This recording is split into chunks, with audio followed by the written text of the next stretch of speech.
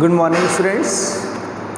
Today we are going to complete the remaining part of the chapter Feast of Dead, written by Cavdet Kudret. Last topic में मैंने आपको बताया था कि गुलनाज ने अपने बेटे को बोडोस की शॉप पर भेजा था to ask for some potatoes, rice and flour on credit, ताकि वो क्रेडिट पर उधार ले आए। आपको पता होना चाहिए कि जो शॉपकीपर था, it means Bodos is not the name of shopkeeper, but in Turkey language, in that language, the grocers are known as Bodos. उन्हें बोडोज नाम से बुलाया जाता है। लेकिन ये कहानी ये बता रही है कि बोडोज जो था ना, वो भी बिजनेस की ट्रिक्स को जानता था। उसने क्या कहा गुलनाज के बड़े बेटे को, who was 9 years old, if you had money you would not have become so thin। अगर तुम्हारे पास पैसा होता तो तुम इतने पतले दुबले नहीं हुए होते। We are starting page number 39। Okay, first bring the money then you can take the goods. पहले पैसा लेके आओ, फिर यहाँ से चीज़ें ले जाना। Who said these words? Bodos. You have become so thin, someone who has money at home doesn't get so thin. जिस किसी के पास घर पे पैसा होता है वो इतना दुबला पतला नहीं होता है। The boy hurried out. बच्चा था गुलनाज का बेटा, वो बाहर निकल गया। एम्बेरेस्ड, बहुत ही एम्बेरेस्ड, अपने आप को अशेम्ड, शर्मिंदगी फील करते हुए।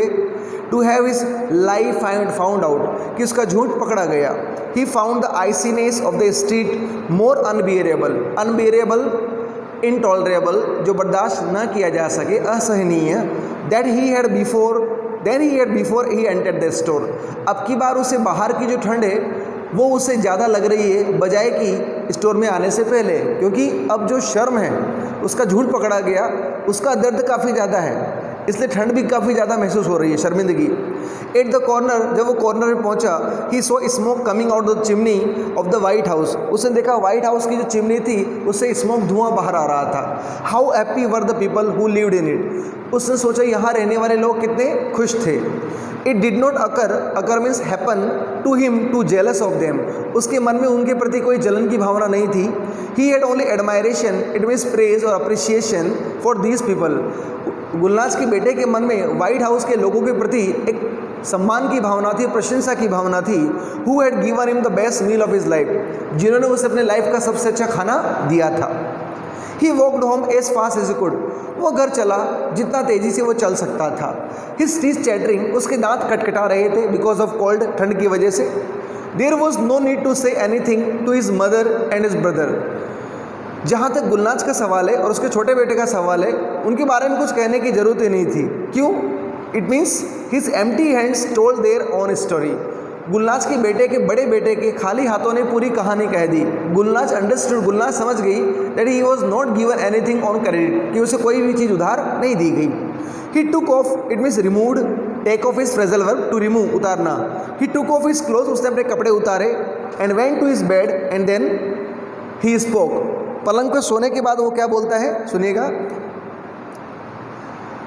आई am cold mamma, I am feeling cold. Mamma मुझे बहुत ठंड लग रही है, बहुत ठंड लग रही है। द ब्लैंकेट रोज, तभी उसने जो कंबल, ब्लैंकेट मीन्स कंबल या चादर जो ओढ़ रखी थी, वो ऊपर की ओर उठा। And fell on it's trembling body, और उसकी कांपते हुए शरीर पर गिरा। इट मीन्स उसने अपने आप को कंबल से ढक लिया, या गुलनाज ने उसकी हेल्प की होगी। Gulnaz piled on him, piled means like as a pile, as a ढेर, इसमें बोलते हैं ढेर के रूप में। Okay, heap. Gulnaz piled on him whatever she could find. Gulnaz को घर में जो भी मिला, जो चीज़ें मिली, उसने उससे ढक दी, यानी अपने बड़े बेटे को ओढ़ा दी। The trembling lasted for nearly 2 hours। उसका कांपना लगभग 2 घंटे तक चला। देन केम द फीवर, और उसके बाद फीवर, बुखार आ गया। एंड एग्जॉशन मीन्स टायर्डनेस, थकान। द बॉय ले ऑन हिज बैक। बेटा जो था, बड़ा बेटा, वो पीठ के बल लेटा हुआ था। Motionless, without any motion, it means fixed, स्थिर, without any movement. His eyes staring, उसकी आंखें थी, स्टेयर कर रही थी। गेजिंग, घूर रही थी। वैकेंटली, यानी शून्यता के भाव में। It means there wasn't any emotion in his eyes, उसकी आंखों में कोई भी इमोशंस नहीं थे। Gulnaz lifted the covers, Gulnaz ने उसके चादरों को उठाया। And try to cool the burning body, उसके जलते हुए शरीर को ठंडा करने की कोशिश की। विद हर कोल्ड हैंड्स, अपने ठंडे हाथों से। इस तरह से she started rubbing the hands of her son.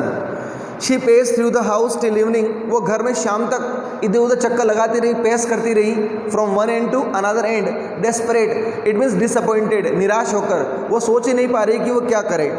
She did know what to do, उसे पता ही नहीं था कि अब क्या किया जाए। She could not think.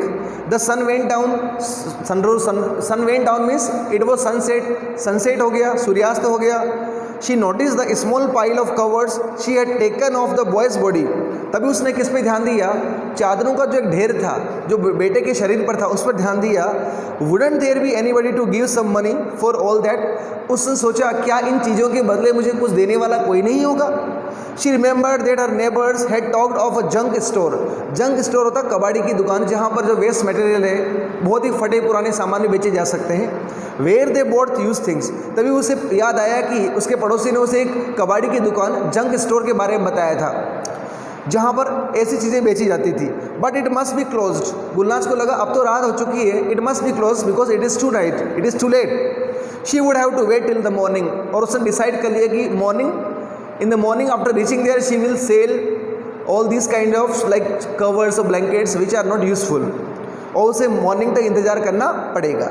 With this decision came peace of mind, और इस डिसीजन के बाद उसके चेहरे पर, उसके मन में एक शांति सी आई। एंड शी स्टॉप्ड पैसिंग, उसने इधर उधर टहलना बंद किया। And sat down by her son's beside, beside means near, बगल में या पास में, और अपने बेटे के पास बैठ गई। Sorry, next what happened, the boys fever increase, बच्चे का जो बुखार था इट वॉज इंक्रीजिंग, वो बढ़े जा रहा था। शी सेट स्टेयरिंग मोशनलेस, वह भी वहाँ बैठ गई घूरते हुए, और एक नज़र से अपने बेटे को देख रही है, मोशनलेस विदाउट एनी मूवमेंट, स्थिर होकर एक जगह बैठी है। The younger boy could not sleep for hunger, छोटे बेटे को भी भूख की वजह से नींद नहीं आ रही है।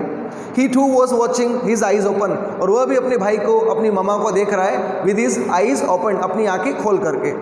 द सिक बॉय, जो बीमार बेटा था, गुलनाज का बड़ा बेटा, moaned, what is moaned, taking long and deep breath, लंबी गहरी सांसें लेना, आहें भरना, उसने आहें भरी ऐसे this way, slowly and tossed, toss mean jumped, और वो हवा उछलने लगा, यानी उसका शरीर तड़प रहा था, झटपटा रहा था, बिकॉज ऑफ फीवर, बुखार की वजह से, and cold, and turn in his fever, his cheeks और बर्निंग, उसके जो गाल थे देवर बर्निंग, बहुत जल रहे थे बिकॉज ऑफ फीवर।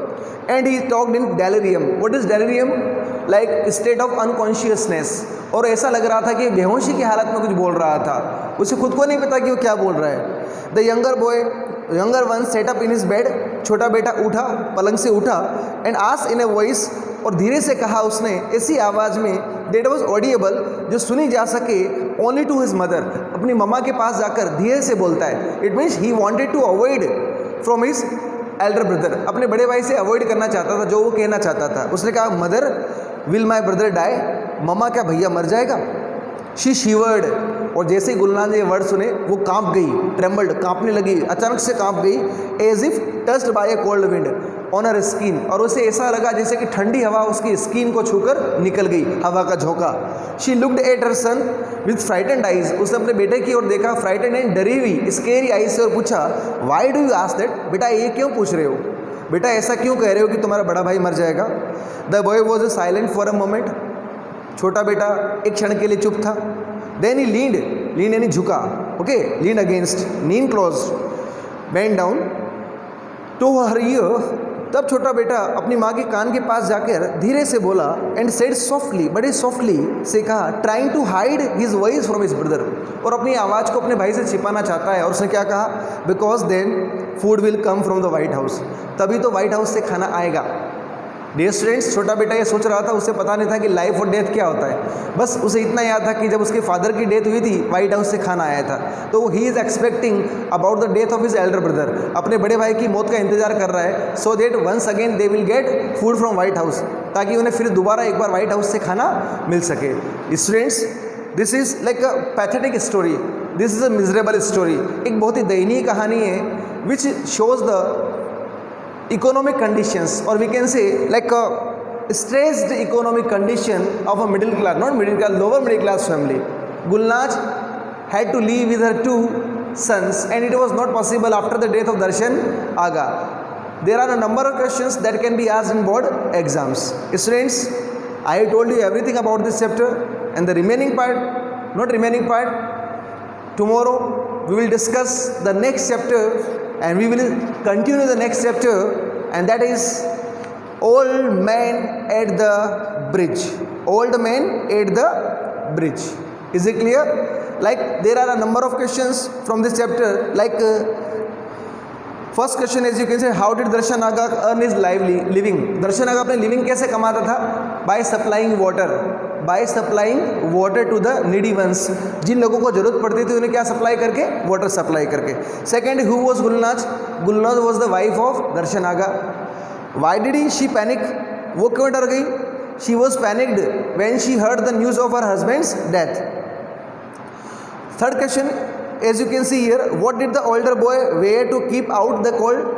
बड़े बेटे ने बाहर जाने से पहले ठंड से बचने के लिए क्या पहना? A shabby coat. He wore a, second form of wear is wore, W-O-R-E.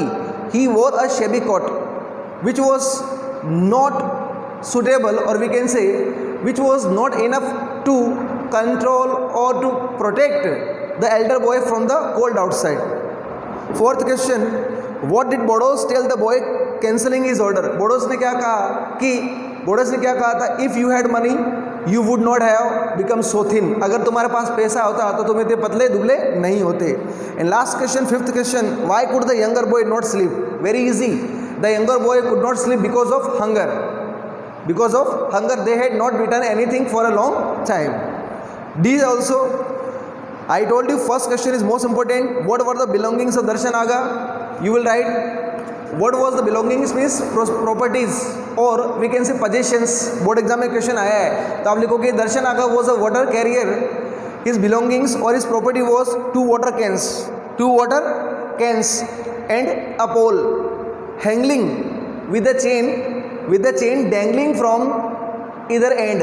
लिखा है ना इसके अंदर फर्स्ट पेज पे.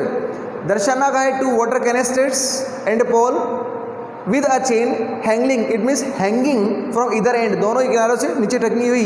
hoisting the pole on his shoulder, hooks by the canes, hooking the canes by their handles. तो इतना लिख देना. दर्शन आगा's belongings were two water canisters and a pole with a chain dangling from either end. ये लिखना है आपको. Next question, who was sending the food for Darshan Aga's family? तो आप लिखोगे the first day the food came from White House and after some days और next days 2 or 3 days the other neighbors cared to send them food. Why did Gulnaz send the older boys to Bodos? Very important question. Gulnaz sent, second form of send is sent. Gulnaz sent elder boys to Bodos to get flour, potatoes and rice on credit, कि उधार इन चीज़ों को ले आए. Next, why did no food come from the neighbours after a few days? कुछ दिनों के बाद नेबर्स के घर से खाना क्यों नहीं आया?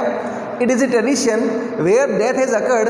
It is a tradition that food is sent by the neighbours, but after some time it is happened only for 3 or 4 days. ऐसा 2, 3 या 4 दिन ही चलता है, not for a regular time. Okay students, tomorrow we will discuss the next chapter, and that is old man at the bridge. Till then, thank you.